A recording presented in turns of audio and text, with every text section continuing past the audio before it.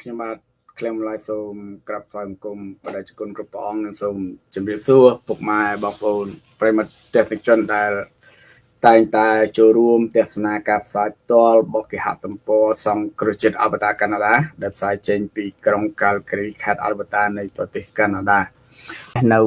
ប្រទេសកាណាដាគឺថ្ងៃច័ន្ទទី31ខែមីនាឆ្នាំ2025ហើយត្រូវនឹងថ្ងៃអង្គារទី1ខែមេសាឆ្នាំ2025នៅប្រទេសកម្ពុជាបាទពុកម៉ែបងប្អូនប្រិយមិត្តទេសចរថ្ងៃនេះយើងមានប្រធានបទមួយគឺរួមគ្នាសង្គ្រោះកម្ពុជាពីត្រកូលហ៊ុនបាទគេហទំព័រសង្គ្រោះជាតិអាល់ប៊ឺតាកាណាដាបាននិមន្តព្រះតេជគុណពីរព្រះអង្គដើម្បីវែកញែកលើប្រធានបទជូនពុកម៉ែបងប្អូនប្រិយមិត្តទេសចរទេសនាមានព្រះភិក្ខុវិរិយធម្មកណ្ដាលនិងព្រះភិក្ខុបណ្ឌិតតោវ័នសម្បានបាននៅពេលនេះបដិជគុណទាំងពីរព្រះអង្គបាននិមន្តមកដល់បន្ទប់ផ្សាយរបស់គេហទំព័រសង្គ្រោះជាតិអាល់ប៊ឺតាកាណាដាហើយខ្ញុំបាទសូមគោរពអញ្ជើញពុកម៉ែបងប្អូនប្រិយមិត្តទេសចរជួបជាមួយនឹងបដិជគុណគណៈសូមក្រាបថ្វាយបង្គំបដិជគុណសូមនមស្ការសូមនមស្ការហើយគុំបងគ្រូគណៈថ្ងៃនេះគណៈបានជួបព្រះអង្គរហូតដល់2អង្គនៃប្រធានបទរៀងថ្ងៃនេះគឺរួមគ្នាសង្គ្រោះកម្ពុជាពីតកូលហ៊ុនបាទមុននឹងចូលប្រធានបទដែរគណៈក៏ចង់បានព័ត៌មានថ្មីពីព្រះអង្គទាំងពីរព្រះអង្គដែរទទួលបានព័ត៌មានអីប្លែកៗដើម្បីចែកជំលែកដល់ពុកម៉ែបងប្អូនប្រិយមិត្តទស្សនិកជនយើងដែលកំពុងចូលរួមទស្សនាអញ្ចឹងដែលជាគុណមានអ្វីថ្មីអាចចែកចម្លែកដល់ពុកម៉ែបងប្អូនប្រិយមិត្តទស្សនិកជនយើងគណៈសូមនិមន្តនេះខ្ញុំគណៈសូមក្រាបថ្វាយបងគ្រូវិរិយធម្មគណៈសូមចម្រើនពរញោមក្លៀងប៊ុនឡាយហើយក៏សូមចម្រើនពរញាតិញោម fan page គេហទំព័រសង្គ្រោះជាតិអាល់ប៊ឺតាអញ្ចឹងក៏សម្រាប់ខ្ញុំគណៈអាត្មាថាសោកសៅឬសោកស្ដាយដែលចូលរួមរំលែកទុក្ខចំពោះជួយដៃដែលកើតឡើងនៅប្រទេសភូមានៅប្រទេសថៃប្រទេសចិនប្រទេសឡាវការដែលកើតឡើងនេះក៏ខូចខាតច្រើនដែលជាពិសេសអាយុជីវិតរបស់ពលរដ្ឋទាំង3 4ប្រទេសនឹងរួមដល់កម្ពុជាយើងដែរព្រោះมันបានរួមជួយទៅដល់កាពិនមិនក៏ប៉ុន្តែថាប្រជាជនកម្ពុជាយើងជាច្រើន100នាក់មានការរងគ្រោះឬក៏បាត់បង់ជីវិតរាប់50នាក់ដែរអញ្ចឹងក៏ជារួមសូមចូលរួមរំលឹកបងប្អូនជនរួមជាតិក៏ដូចជាបងប្អូនជនរួមពិភពលោកនិងរួមសាសនាមានប្រទេសភូមាប្រទេសថៃប្រទេសឡាវប្រទេសចិននិងកម្ពុជាយើងហៅថាសោកនាដកម្មដែលមនុស្សសត្វគ្រប់រូបមិនប្រាថ្នាមិនចង់បានឬយើងយល់ធឿព្រះសម្មាសម្ពុទ្ធខ្លះយើងអាចថាធម្មជាតិគឺប្រព្រឹត្តទៅដោយខ្លួនឯង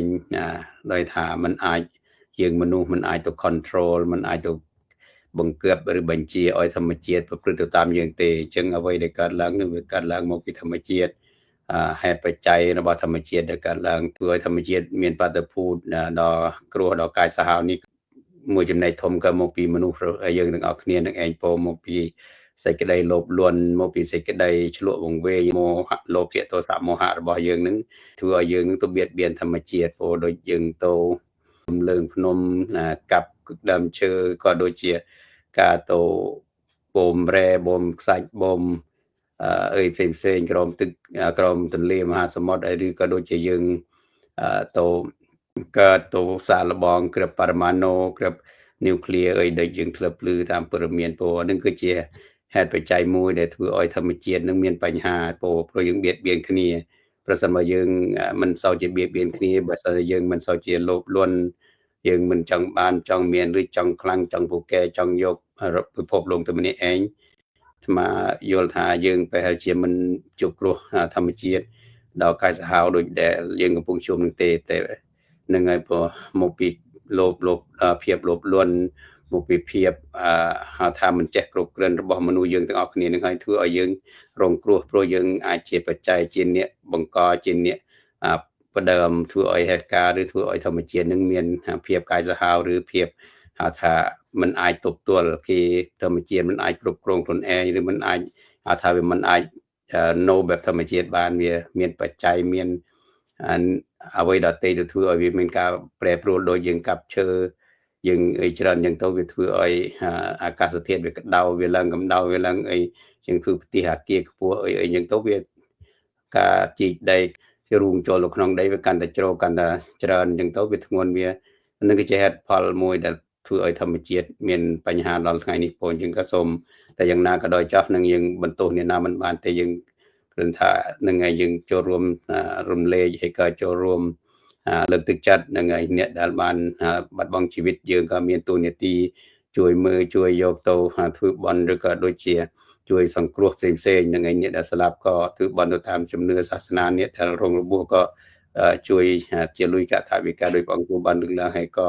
អាចថាជាការជួយផ្ដល់ទឹកចិត្តទោះបីវាមកពីហេតុផលអ្វីក៏ដោយចាស់មិនសំខាន់គឺយើងជួយគ្នាដោយប្រទេសជាតិយើងដែរប្រទេសជាតិយើងរងគ្រោះក៏វាអាស្រ័យយើងរសាមគ្គីគ្នារួមគ្នាទៅធ្វើឲ្យយើងរួចផុតពីទុកបញ្ហាបានពោសូមចរិនពោខ្ញុំគ្រាមឡាចាគណៈអបគុណប្រជាជនឥឡូវយើងចូលមកដល់ប្រធានបទម្ដងរួមគ្នាសង្គ្រោះកម្ពុជាពីរបបតកូលហ៊ុនពុកម៉ែបងប្អូនប្រិមិត្តទេសនិកជនកាពិតជនផ្ដាច់ការគឺសាហាវខូខើដោយព្រះអង្គកណ្ដាលបានមានសង្កេតការពីខាងដើមអញ្ចឹងគឺនៅប្រទេសភូមាបើទោះបីជាកំពុងតែជួបនៅគ្រោះបាក់ដីស្រុតដីអីរំជួយដីយ៉ាងណាក៏ដោយក៏មេផ្ដាច់ការនៅភូមានៅឆ្លៀតឱកាសដើម្បីទម្លាក់គ្រាប់បែកទៅលើជាបរដ្ឋខ្លួនឯងទៀតបាទអានេះគឺជាការដឹកនាំតាមរបៀបផ្ដាច់ការហើយខ្ញុំក៏សូមចូលរួមរំលែកទុក្ខដល់ប្រជាពលរដ្ឋទាំងភូមាទាំងថៃទាំងកម្ពុជាដែលបានជួបបញ្ហាគ្រោះរំជួយដីនឹងដែរចូលរួមសោកស្ដាយចំពោះក្រុមគ្រួសារសពដែលនៅប្រទេសកម្ពុជាយើងឃើញគួរឲ្យសង្វេគមែនទែនបាទមកទាំងប្តីមកទាំងប្រពន្ធអ្នកបទីមានជ័យទៀតបដិជគុណអ្នកខេត្តបទីមានជ័យទៀតមកទាំងប្តីទាំងប្រពន្ធមកធ្វើការឲ្យទុកកូនចោលនៅផ្ទះឲ្យបែរជាមកអកុសលអីត្រូវបានអាគារបាក់អីសង្កត់លើទាំងស្លាប់ទាំងប្តីទាំងប្រពន្ធទៀតគួរសង្វេគមែនទែនបាទអញ្ចឹងងាកមកប្រទេសកម្ពុជាយើងម្ដងប្រទេសកម្ពុជាយើងបើប្រៀបធៀបមេដឹកនាំខ្មែរនិងមេដឹកនាំភូមាប្រហែលជាប្រហែលគ្នាសាហាវដូចគ្នាខូខើដូចគ្នាយើងប្រហែលថ្ងៃមុននេះយើងឃើញហើយពុកម៉ែបងប្អូនលោកហ៊ុនសែនត្រូវបានបងបង្កើតរបស់គាត់ហ្នឹងគឺបានស្លាប់ហើយនឹងប្រពន្ធគាត់ហ្នឹងក៏ឈឺត្រូវការវះកាត់ដែរប៉ុន្តែមុននឹងចូលដល់ចំណុចនេះកណាសូមចូលរួមរំលែកទុកដែរដល់បងប្រុសរបស់លោកហ៊ុនសែនហ្នឹងដែលបានស្លាប់ទៅហើយសង្ឃឹមថាគាត់កើតទៅជាតិក្រោយហ្នឹងឲ្យជួបតែតកូលដែលល្អចេះធ្វើបុណ្យធ្វើទានជាមួយនឹងប្រជាពលរដ្ឋខ្លួនឯងកុំឲ្យមកជាតិនេះសម្បូរសបាយមែនប៉ុន្តែប្រជាពលរដ្ឋស្អប់ហើយដាក់ផ្ដាសាររហូតគាត់កំពុងតែកើតទុកគួរណាស់តែគាត់កាន់ទុកឲ្យបងគាត់ណា7ថ្ងៃឬក៏3ខែអីដែរគាត់បងកំពុងតែស្លាប់ប្រពន្ធកំពុងតែឈឺហើយឆ្លៀតប្រើមនុស្សឲ្យមកចាប់ពលរដ្ឋទៀតនេះគឺយើងឃើញគឺសាហាវមែនទេណាពុកម៉ែបងប្អូនប្រិយមិត្តទេសនិកជនយើងដឹងទាំងអស់គ្នាថាមេដឹកនាំយើងសាហាវហើយយើងទាំងអស់គ្នាក៏ចង់ឲ្យមានការផ្លាស់ប្ដូរនៅក្នុងប្រទេសកម្ពុជាដែរដើម្បីទទួលបានមេដឹកនាំថ្មីល្អចេះគិតពីអនាគតប្រជាពលរដ្ឋប្រទេសជាតិមិញព្រះអង្គកណ្ដាលបានមានសង្កេតការថាដើម្បីសង្គ្រោះប្រទេសជាតិយើងពីជនផ្ដាច់ការហ្នឹងតលតែយើងនឹងរួបរวมគ្នាតលតែយើងនឹងចូលរួមសាមគ្គីគ្នាប៉ុន្តែកណាចង់បានពីបដិជគុណវិញថាតើដើម្បីឲ្យមានការចូលរួមដើម្បីឲ្យមានការសាមគ្គីតើមេដឹកនាំនយោបាយហ្នឹងត្រូវធ្វើខ្លួនរបៀបម៉េចហើយអ្នកចូលរួមជាមួយនឹងនយោបាយដើម្បីមានការផ្លាស់ប្ដូរហ្នឹងត្រូវធ្វើខ្លួនរបៀបម៉េចទេកណាសូមនិមន្តចាសូមថ្លែងគុំអង្គគ្រូនិងសូមចម្រើនពរញោមប៊ុនឡាយចម្រើនពរញាតិញោមសាជាថ្មីម្ដងទៀតប្រធានបទក៏គឺការសង្គ្រោះជាតិពីរបបផ្ដាច់ការសម្ដេចហ៊ុនសែនសម្ដេចហ៊ុនម៉ាណែតទៅចោះជាងឲ្យច្បាស់ថាអ្នកណាជាម្ចាស់ផ្ដាច់ការថ្នាក់ដឹកនាំនយោបាយក៏ដូចជាយើងប្រជាជននេះយើងមានទូនាទីអីធ្វើម៉េចឲ្យមានការរួមព្រោះបើសម្រាប់អាត្មា មើលឃើញថាទាំងឋានៈដឹកនាំអ្នកនយោបាយក៏ដូចជាប្រជាជននឹងត្រូវយើងមើលប្រយោជន៍ធំប្រយោជន៍ជាតិជាគោលប្រយោជន៍ជាតិជាគោលប្រយោជន៍រួមជាគោលជាធម្មពលជាកម្លាំងជាមេគាសម្រាប់យើងទៅសង្គ្រោះជាតិបានយើងសម្លឹងមើលឃើញប្រយោជន៍របស់យើងទាំងអស់គ្នាថានោះប្រទេសកម្ពុជាជាប្រទេសរបស់យើងទឹកដីកម្ពុជាជាទឹកដីរបស់យើងធនធានវប្បធម៌ទ្រព្យសម្បត្តិទាំងអស់នោះគឺជារបស់យើងទាំងអស់គ្នាកាលណាបើយើងមានគំនិតគិតចង់សង្គ្រោះចង់ធ្វើដោះស្រាយបញ្ហាជាតិគឺទើបតែយើងមើលប្រយោជន៍រួមប្រយោជន៍ជាតិជាគោលកាលណាយើងយកប្រយោជន៍រួមជាគោលចំនួននឹងមិនមែនថាវាមិនមានទេវាថយចុះព្រះសម្មាសម្ពុទ្ធព្រះអង្គដាក់គោលការណ៍ក្នុងការដឹកនាំដូចជាអត្តាធិបតេយ្យលោកាធិបតេយ្យធម្មាធិបតេយ្យអត្តាធិបតេយ្យគឺយើងប្រើអំណាចប្រើកម្លាំងសមត្ថភាពរបស់យើងដែលយើងមាននឹងរួមគ្នាទាំងអស់គ្នានឹងបានន័យថាយើងទាំងអស់គ្នាទាំងឋានៈដឹកនាំទាំងប្រជាជននឹងយើងប្រើអំណាចធម្មពលចំណេះជំនាញរបស់ខ្លួននឹងធ្វើម៉េចទៅកសាងធ្វើម៉េចទៅការពារណាឬទៅធ្វើប្រយោជន៍ជាតិប្រយោជន៍រួមនឹងឯងទី1ទី2គឺលោកាធិបតេយ្យធ្វើម៉េចកិច្ចការងារដែលយើងធ្វើទាំងអស់ហ្នឹងឲ្យយើងប្រៀបដូចថាការងាររបស់ខ្លួនណាលោកាធិបតេយ្យនេះគឺការងាររបស់ខ្លួនធ្វើមន្ត្រីរាជការនេះជាការងាររបស់ជាតិរបស់យើងមិនមែនគ្រាន់តែថាការងារនេះនោះការងារនេះការងារក្រសួងការងារមេការងារប្រជាជននេះអត់ទេឲ្យអ្នកទាំងអស់គ្នាមានឆន្ទៈមានសក្ការថាការងារដែលខ្លួនធ្វើដែលខ្លួនទទួលខុសត្រូវហ្នឹងជាការងាររបស់ខ្លួនជាប្រយោជន៍របស់ជាតិយើងធ្វើនៅកន្លែងណាក៏ដោយគឺធ្វើសម្រាប់ជាតិយើងសហរដ្ឋអាមេរិកឬប្រទេសផ្សេងដែលយើងឃើញតែប្រទេសគេរីកចម្រើនមកដល់ថ្ងៃនេះបានដោយសារគេមានឆន្ទៈឬគេមានគំនិតដូចគ្នាធ្វើអ្វីក៏ដោយអ្នកណាក៏ដោយអ្នកតូចក៏ដោយអ្នកធំក៏ដោយអ្នកនយោបាយក៏ដោយប្រជាជនគេធ្វើអ្វីធ្វើប្រយោជន៍របស់អ្នកទាំងអស់គ្នានឹងឯងមានឆន្ទៈមនសិការគិតថានឹងដែលអ្វីដែលគេធ្វើគឺជាប្រយោជន៍រួមប្រយោជន៍ជាតិទាំងអស់គ្នាអញ្ចឹងគេអត់គិតថាធ្វើទៅអញមិនបានប្រយោជន៍អញមិនបានអីធ្វើឲ្យអ្នកផ្សេងអត់អញ្ចឹងទេការងារហ្នឹងជាកិច្ចការងាររបស់ខ្លួននឹងឯងណាអ្វីទាំងអស់ហ្នឹងគឺយើងធ្វើទាំងអស់គ្នាគឺកិច្ចការងាររបស់ខ្លួនរបស់ជាតិរបស់យើងអត់មានថាយើងមិនមែនថាអញធ្វើឲ្យរត់អញធ្វើឲ្យអ្នកផ្សេងអត់អញ្ចឹងទេថាការងារហ្នឹងក៏ដោយការងាររបស់យើងអស់គ្នាដោយយើងហៅថាយើងមានអេតិបាតទាំង4ផងព្រោះអេតិបាតគឺឆន្ទៈហ្នឹងឯងទី1គឺឆន្ទៈយើងពេញចិត្តយើងរីករាយយើងទទួលខុសត្រូវពេញចិត្តនឹងកិច្ចការងារប្រឹងប្រែងឬទទួលខុសត្រូវមិនពុករលួយមិនកេងប្រវ័ញ្ចហ្នឹងគេហៅយើងមានឆន្ទៈព្រោះដែលមានឆន្ទៈគឺយើងមើលឃើញថាការងារហ្នឹងការងាររបស់យើងអត់មើលឃើញថាការងារនេះការងាររបស់រដ្ឋការងាររបស់អ្នកណាទេការងាររបស់ជាតិយើងអត់គ្នាហ្នឹងឯងហៅថាឆន្ទៈឆន្ទៈវិរិយៈក៏គឺយើងធ្វើការងារបែបលះបង់ដោយសង្គមគេដែលគេរីកចម្រើនបានគេរស់រឹងមាំបានទាំងអស់គ្នាលះបង់ឯងវិរិយៈគឺព្យាយាមហ្នឹងឯងព្យាយាមបាននេះទៅព្យាយាមលះបង់ការឃើញប្រយោជន៍ផ្ទាល់ខ្លួនលះបង់សេចក្តីសុខផ្ទាល់ខ្លួន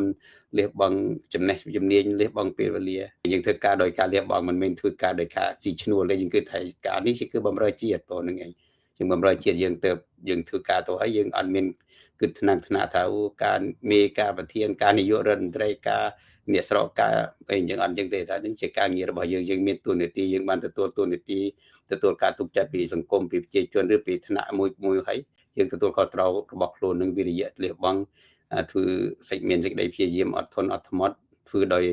ការលះបង់នឹងឯងអានឹងគេហៅថាវិរិយៈទី3ក៏ចិត្តៈនឹងចិត្តៈក៏គេហៅថាមានចិត្តនោះវាហូរពីការលះបង់ទៅទៀតមានចិត្តគឺការធ្វើដោយមិនមានការសោកស្ដាយបាទនេះថាដូច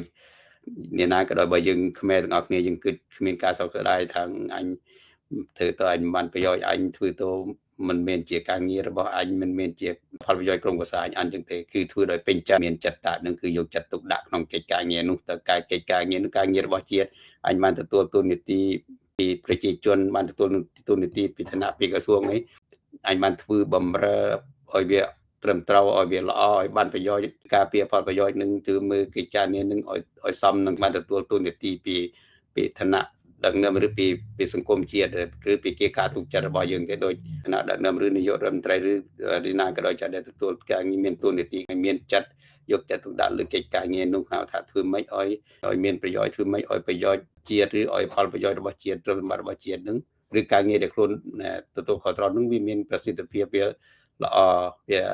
បានប្រយោជន៍ហើយវា มันบัดบองกริจำเริญនឹងឯងទៅគេថាមានចិត្តហ្នឹងហើយយកចិត្តទុកដាក់លើកិច្ចការងារដែលខ្លួនបានទទួលព្រោះអានឹងខទី3ខទី4ក៏គឺវិមង្សា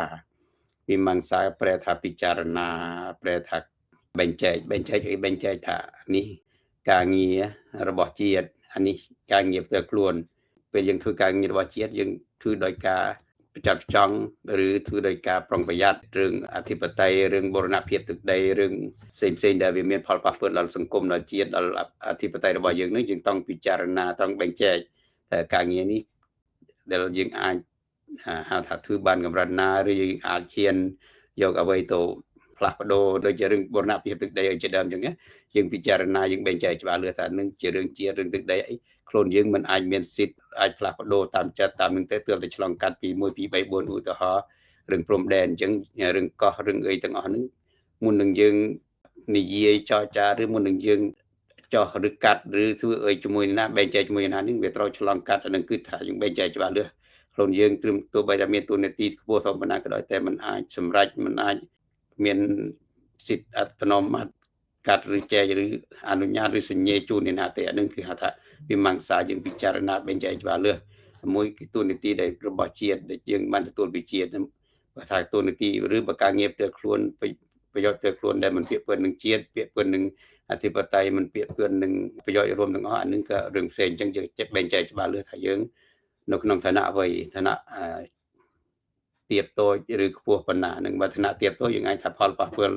ដល់សង្គមដល់ជាតិនឹងមិនជាធំធេងទេតិចតួចដែលវាអាក្រក់ដែរក៏អាក្រក់ទូចប៉ុន្តែបើថាយើងមានទូនីតិធំដូចជានាយករដ្ឋមន្ត្រីដូចជារដ្ឋមន្ត្រីដូចជាអ្នកនយោបាយអីចឹងសិតតែជាអ្នកមានតែធ្វើការសម្រេចចាត់ទៅហើយឬធ្វើអ្វី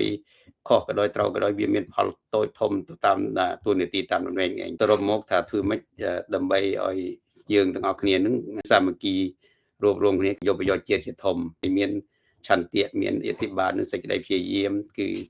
ឆន្ទៈគឺទាំងអស់គ្នាមានចិត្តរួមគ្នាមានចិត្តឆន្ទៈនឹងទាំងអស់គ្នាមានឆន្ទៈគឺបាននេះថាមនុស្សដែលមានឆន្ទៈគឺគិតតែរឿងល្អគិតតែរឿងប្រយោជន៍ជាតិឆន្ទៈនឹងបាននេះថាយើងគិតផ្លោល្អផ្លោត្រូវអ្វីដែលប្រយោជន៍ជាតិយើងធ្វើអានឹងអ្វីដែលមិនមានប្រយោជន៍ជាតិដែលបាត់បង់ប្រយោជន៍ជាតិយើងអត់ធ្វើអញ្ចឹងគេហៅថាឆន្ទៈហើយធ្វើដោយការលះបង់ធ្វើដោយមិនបាច់ជួលមិនបាច់អស់លុយឬមានអស់លុយដែរប៉ុន្តែមានឆន្ទៈគឺយើងមើលឃើញថារបស់នោះជារបស់យើងការងារដែលយើងធ្វើគឺការងារជាតិយើងការងាររបស់យើងចឹងឯងព្រោះនឹងឆន្ទៈវិរិយៈក៏នឹងឯងព្យាយាមលះបង់អត់អត់ធន់ឧស្សាហ៍ព្យាយាមធ្វើម៉េចដើម្បីឲ្យកិច្ចការងារនោះវាល្អវាជោគជ័យឬវារលូនវាសម្រេចទៅតាមគោលដៅដែលអង្គការឬសំទោសថាដែលជាតិដាក់ឲ្យឬសង្គមដាក់ឲ្យឬស្ថាប័នដាក់ឲ្យនឹងឯងថាវិរិយៈចិត្តក៏យកចិត្តទុកដាក់រំពេមើលប្រុងប្រយ័ត្នប្រើស្តិចិត្តទុកដាក់នឹងអាចថាប្រើស្តិបញ្ញាស្មារតីរបស់ខ្លួននោះមើលឲ្យបានល្អិតល្អន់ពិចារណាឲ្យបានច្រើនវែងឆ្ងាយហើយក៏បែងចែកឲ្យច្បាស់លាស់អានេះជាទូនីតិយើងមានទូនីតិក្នុងឋានៈក្នុងសង្គមយ៉ាងម៉េចយើងក៏ត្រូវប្រើទូនីតិនោះឲ្យត្រូវឲ្យល្អប្រើទូនីតិក្នុងការពារផលប្រយោជន៍ជាតិការពារអធិបតេយ្យការពារជាតិមាតុភូមិប្រើទូនីតិឲ្យកើតប្រយោជន៍ដល់សង្គមជាតិដល់ខ្លួនយើងឬដល់ក្រុមគ្រួសារយើងដល់ស្ថាប័នយើងកុំប្រើទូនីតិក្នុងផ្លូវខុសដោយបច្ចុប្បន្នយើងឃើញហើយអ្នកដែលមានអំណាចអ្នកដែលមានកំភ្លើងមានអាវុធនៅស្រុកខ្មែរយើងនឹងគាត់ប្រើទូនីតិឬបើជាពិសេសសម្ដេចទាំងពីរហ្នឹងនឹងទាំងសម្ដេចឲ្យសម្ដេចកូនហ្នឹងប្រើទូនីតិដោយបងគ្រូឬញោមបន្លាយលើកឡើងហើយគឺប្រើទូនីតិទៅសម្លាប់ទៅប្លន់ទៅលួចទៅលាក់ទៅពុករលួយឬដល់ហ៊ានសម្រេចចាត់កាត់ជាតិកាត់អធិបតេយ្យកាត់ទឹកដីកាត់សមុទ្រកាត់កោះកាត់ទន្លេកាត់ស្ទឹងអុយបរទេសជាតិខាងមិនគ្រប់គ្រាន់ហើយក៏ក្នុងប្រទេសខ្លួនឯងក៏បើកឱកាសឲ្យចោឲ្យជនទុច្ចរិតចូលមករំលោភបំពានមកជីចិនទាំងសពបែបយ៉ាងចឹងទៅបើសិនតែយើងត្រូវការមានគំនិតចង់សង្គ្រោះជាតិយើងឲ្យយើងទាំងអស់គ្នាមើលឃើញថាខ្មែរគឺយើងតែមួយយើងតែម្នាក់យើងធ្វើឲ្យយើងលះបង់ឬយើងឈប់ក្បត់គ្នាក៏បាននិយាយភាសាសាមញ្ញឈប់ក្បត់គ្នាឈប់ក្បត់ជាតិនិយាយចឹងទៅយើងខ្មែរទាំងអស់គ្នាយើងលែងហ៊ានគិតធ្វើអាក្រក់ហើយអញ្ចឹងយើងមើលថាយើងអស់គ្នាគឺជាមនុស្សតែមួយឈាមតែមួយជាតិតែមួយអញ្ចឹងយើងនឹងអាចរងគ្នាសហការគ្នាសាមគ្គីគ្នាហើយក៏ចាប់ដៃគ្នាអាចរំដោះជាតិយើងសម្ដេចទាំងពីរឬសម្ដេចទាំងពូជនឹងក៏បានដែរបងមករួមដៃជាមួយនឹងគណៈបកសង្គ្រោះជាតិជាមួយនឹងប្រជាជនខ្មែរទៅយើងសង្គ្រោះជាតិយើងបានហើយបងសូមជម្រាបបងខ្ញុំណាសូមអរគុណប្រជាជនព្រះអង្គមានអីដើម្បីបិទបញ្ចប់កម្មវិធីព្រះអង្គសូមនិមន្តបងយើងប្រាថ្នាយើងចង់បានត្រូវហ៊ានលះបង់ប្រយោជន៍បុគ្គលប្រយោជន៍ផ្ទាល់ខ្លួនលះបង់ អត្តាថាអញត្រូវអញល្អអញចេះអញដឹងម្នាក់ឯងមិនចឹងទេបាទនេះដោយថាសិនតែយើងមានបំណងប្រាថ្នាចង់ឲ្យជាតិចម្រើនគឺអ្នកទាំងអស់គ្នាហ៊ានលះបង់នឹងឯងទាំងគ្រប់ភាគីគ្រប់និន្នាការទៅយើងអាចសង្គ្រោះជាតិបាននឹងឯងយើងបើកឱកាសឲ្យអ្នកទាំងអស់គ្នាចូលរួមថ្ងៃអ្នកទាំងអស់គ្នាចូលរួមមិនថាបកណាមថាភាគីណាទេនឹងព្រោះថាយើងឯប្រទេសកម្ពុជាគឺប្រទេសអ្នកទាំងអស់គ្នាប្រទេសខ្មែរទាំងអស់គ្នាអ្នកដែលនិយាយអ្នកដែលរិះគន់ឬក៏អ្នកដែលនប់ព្រួយពីយើងនោះខុសពីយើងនោះក៏គឺជាខ្មែរដែរហើយក៏និយាយនឹងក៏និយាយរឿងប្រយោជន៍ខ្មែរដែរមិនមែននិយាយរឿងប្រយោជន៍ទៅខ្លួនទេបើយើងជាខ្មែរដូចគ្នាយើងបើកឱកាសឲ្យអ្នកទាំងអស់គ្នាមានឱកាសចូលរួមក្នុងកិច្ចការងារនឹងឯសាមគ្គីរួមដៃគ្នាហើយក៏មិនប្រកាន់និន្នាការនឹងឯងនិន្នាការណាក៏និន្នាការទៅក៏ប៉ុន្តែឲ្យយើងមើលឃើញថានេះនោះក៏ជាខ្មែរដែរក្តីដៃឆ្វេងក៏ឈឺដៃស្ដាំក៏ឈឺដៃយើងទាំងពីរអញ្ចឹងណាអូនឹងអ្វីដែលសំខាន់គឺយើងគឺខ្មែរតែមួយអញ្ចឹងយើងគិតមើលឬយើងពិចារណាអញ្ចឹងទៅយើងអាចមាននេះនៅទេមាននេះរបស់យើងការយល់ខុសឬការប្រកាន់តឹងរបស់យើងនោះឲ្យយើងមើលឃើញថាប្រយោជន៍រួមជាជនរួមជាតិកាលណាតែយើងឃើញអញ្ចឹងហើយយើងអាចធ្វើចិត្តយើងទទួលឬធ្វើចិត្តយើងឲ្យទូលាយអ្នកទាំងអស់គ្នាមានឱកាសចូលរួមឬយើងមិនប្រកាន់តឹងប្រកាន់ទោសទាំងអស់គ្នាប្រទេសដទៃដែលគេអាចរស់នៅបានដោយសារគេទូលាយនឹងឯងព្រោះគេបើទូលាយឲ្យអ្នកដទៃមានសិទ្ធិបញ្ចេញមតិមានសិទ្ធិចូលរួមមានសិទ្ធិរិះគន់មានកិច្ចនិយាយអញ្ចឹងព្រោះអញ្ចឹងការបើកចិត្តឲ្យទូលាយការសង្គ្រោះនឹងដូចសង្គ្រោះជាតិនឹងសង្គ្រោះនឹងបាននេះតែអញ្ចឹងយើង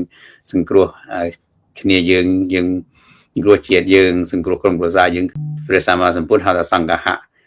ឃៈគឺមានទានអ្នកនឹងថាចែករំលែកនឹងឯងចែករំលែកបើកឱកាសឲ្យអ្នកដទៃពិយវាចាក៏និយាយទៅរឿងដែលមានប្រយោជន៍ឬគិតទៅរឿងដែលមានប្រយោជន៍ជួយទៅរឿងដែលមានប្រយោជន៍នឹងទី2ទី3អដ្ឋចរិយាក៏ប្រព្រឹត្តធ្វើតែរឿងដែលជាប្រយោជន៍សម្រាប់សង្គមជាតិនឹងឯងគឺរឿងដែលមានប្រយោជន៍ហើយក៏ធ្វើតែរឿងដែលមានប្រយោជន៍ដល់សង្គមជាតិមាតុភូមិទី4ក៏គឺសមានតតាសរុបរួមសាមគ្គីសហការរួមដៃលះតិធិមាននេះយើងមករួមគិតរួមធ្វើរួមទទួលខុសត្រូវពោអញ្ចឹងបើយើងមានសង្ឃៈទាំង4នេះហើយនឹងឯងមួយចែករំលែកពីនិយាយតែរឿងល្អគឺតែរឿងល្អហើយក៏ធ្វើខ្លួនឲ្យមានប្រយោជន៍ក៏ហើយក៏សាមគ្គីរួមចិត្តតែមួយកម្លាំងតែមួយរួមគ្នាក៏អាចជួយសង្គ្រោះជាតិអាចជួយរំដោះជាតិយើងបានពោសូមចម្រើនពរខ្ញុំគឹមឡៃគណៈសូមអរគុណផ្លែឆ្កុនដោយសារដល់ពេលវេលាយើងត្រូវបិទបញ្ចប់ការផ្សាយក្នុងការនេះហើយគណៈសូមអរគុណផ្លែឆ្កុនទាំងពីរព្រះអង្គដែលបានចូលរួមជាមួយនឹងការផ្សាយនៅក្នុងឱកាសនេះហើយគណៈសូមព្រះអង្គមានកម្លាំងមាំមួនផ្លែឆ្កុនមានប្រសុខភាពល្អបរិបូរណ៍គណៈសូមស្វាគមន៍លាដែរចាសម្រាប់ពោស្វែងគំលាបងគ្រូពុកម៉ែបងប្អូនប្រិយមិត្តទេសចរដល់ពេលដែលយើងត្រូវបិទបញ្ចប់ការផ្សាយក្នុងការនេះហើយខ្ញុំបាទក្លែមឡាយសូមថ្លែងអំណរគុណដល់ពុកម៉ែបងប្អូនទាំងអស់ដែលតែងតែចូលរួម